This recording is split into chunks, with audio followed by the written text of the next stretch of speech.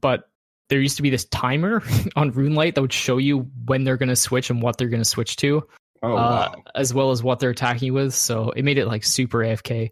It's not actually so bad now, but it's a little harder to learn. That's the only difference. Talking about like prayer flicking, or not flicking, but switches or whatever you want to call it. Like, I was looking at this video about Jad, because I think that, after watching this video, I'm pretty sure that I'm about ready for it. The only thing that I want to do is I want to get a little bit more GP. So, which actually, this kind of ties into a question I had for you. I want to get some more GP because I have one toxic blowpipe. Thank you, Luke Mack. Nice. But I don't want to lose it. So I wanted to buy another blowpipe for Jad, but I started to think about it. If that's your most expensive item in your inventory, you keep it on death, right? Plus 2 items. So Fire Caves is a safe fight. So if you die, you just keep all your stuff and you spawn outside of it with full health. Really? So that's not a big deal. So you don't need a second one. Yeah, even like currently death mechanics right now, if you die in the middle of RuneScape, you'll save all your items and they'll spawn on the ground, and you have 1 hour to pick them up. No one else can touch them.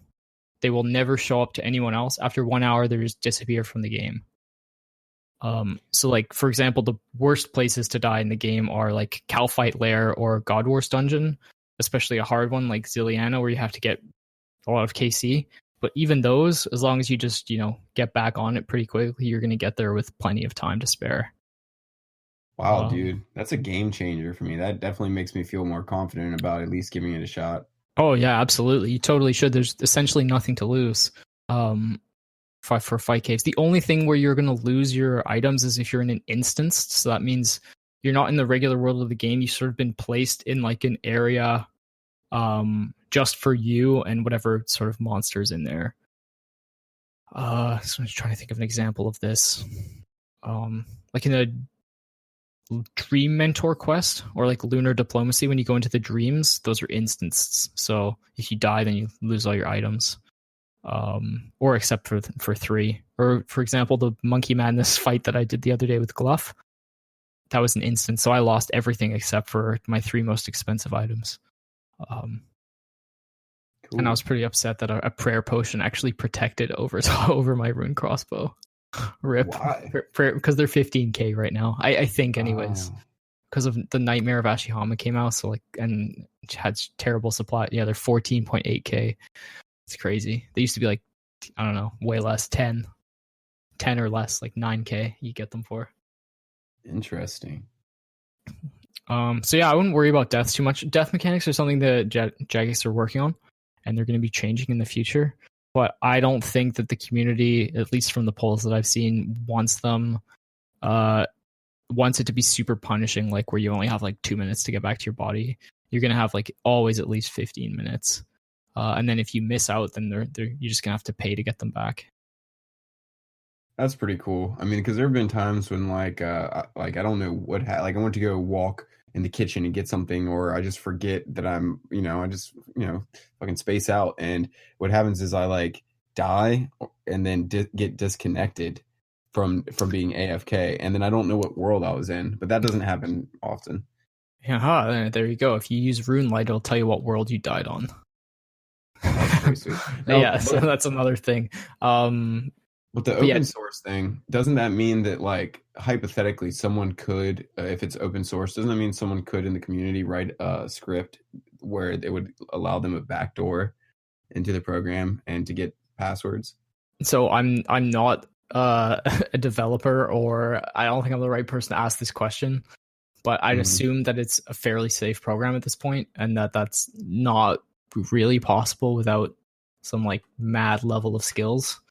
I don't know. You'd have to probably consult someone that's in the computer development side of things, because that's definitely not me. But I'd imagine it's fairly safe, considering if you just go based on the psychology that like so many people in the community use it. Right. I think it's okay. Another thing is if you have 2-factor on your account, so you need your cell phone to be able to get into your account, then it shouldn't be a huge problem. Now, do you have to do that every time? No, it's every 30 days. Oh, okay. But every time you log on from a new location, you do have to do it. So if you're logging on from your home computer, you only have to do it like every 30 days, or your cell phone. Sometimes the cell phone like fucks up and you have to do it a little more often, but it's not so bad. Bank pin is another like really, really key aspect, especially when you start to get more items. But yeah, I wouldn't, that's not like, it's definitely not a concern of mine. And, but you can save that question for someone that's a little bit more knowledgeable about it. Right. Well, I mean, most of the boys that I, in Rogan and Rune, well, I've been calling it the RAR fam, Rogan RuneScape fam. Yeah. Most of them I see are using Rune Light. So, I mean, like you said, a lot of people are using it. I would assume it's pretty safe. So, who knows? I probably should download that soon. If you're going to get hacked, it's going to be like by phishing or something like that. So, where you're sent an email saying like, oh, you've won a free bond. Click on this link. Put in your details.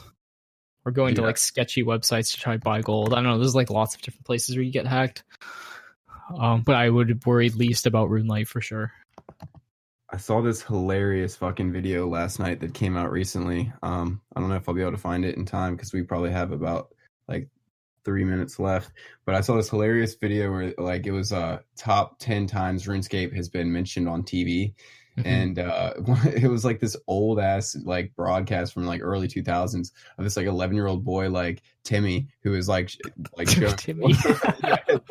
like Timmy logs into what he thinks is a RuneScape website, and then they like flash to like the real one and then the one that's fake, and there's like no difference except for the ad on it, and he's just like talking about how like, yeah, they stole all my stuff, and then the dude he had no remorse. He was like, you're gonna get hacked again. Like, I'll hack you again. And I don't know, and it's just, it was hilarious. That's really funny. After. Yeah, I mean, like, I'm sure most of the boys that played back in the day when they were like 10, 11, we've all been scammed before. I remember getting scammed for my Rune T full helm, and I was just like, because I always used to go full Rune, I would upgrade the helm first because it was the cheapest, and I thought it looked the freshest. So I went from Rune T, and then I got my Rune Gold, Rune G helm. Then I eventually got to the full Saradomin, but I always started with the helm. But I remember getting scammed for my Rune T and then crying, and my sister was making fun of me. I decided to go mine coal to get it back, You will never get this. You will never get this. Yeah, we got there eventually. That was pretty fun. Well, man, it's crazy how fast this already went, but we started the RunePod at 7:17 and it's 7:54 now, so I have like pretty much less than 2 minutes. Do you want to do some closing and some shout outs or anything? Yeah, like I guess shout out to the Wild CC. That's where I spend all my time. You come check us out if you're not a member that is actually listening right now.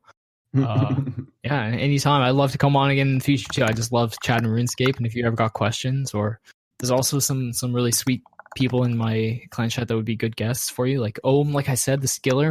Big fan of his. I'm sure he'd have some like really interesting views on the game from how he sort of has to play it differently.